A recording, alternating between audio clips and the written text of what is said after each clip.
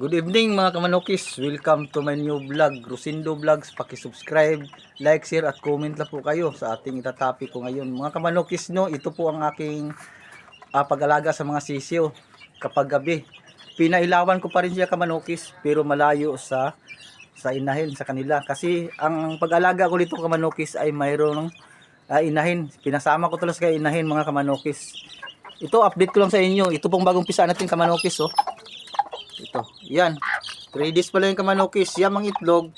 7 yung napisa, isa yung nabugok, isa rin yung hindi nakalabas sa sealed.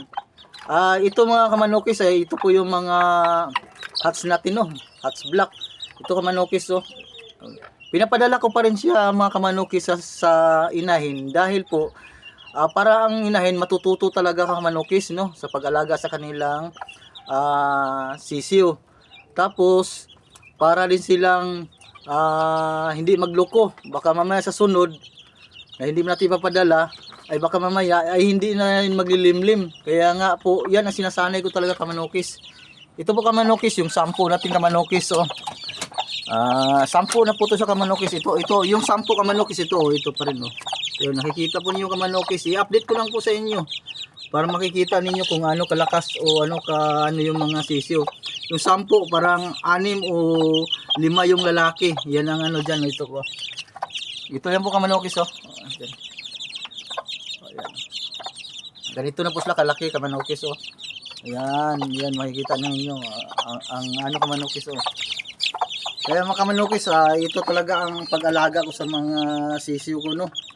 Dahil nakakatipid kasi tayo dito kamanokis kung ganituhin natin pag-alaga ng ating mga sisiyo. Nakakatipid po tayo dahil ang una sa kuryente, ang sa sunod kung magpa-incubate tayo, mahal ang magpa-incubate ngayon tapos hindi pa sigurado yung incubator kung totoo o hindi. Minsan kasi ang incubator ay papalitan yon ng ibang sisiyo, lalong lalo kung magaling talaga ang magaling yung taga-udyok.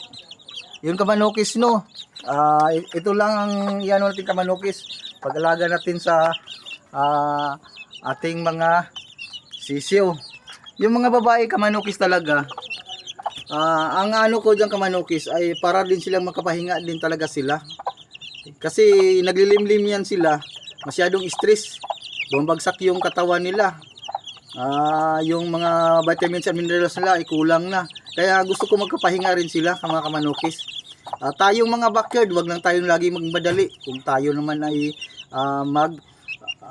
bibreed tayo, no, pero kaunti-unti man lang, hindi lang tayo laging madali. Kasi kapag lagi tayong madali, yan talaga ang baka mamaya magkamali pa po tayo.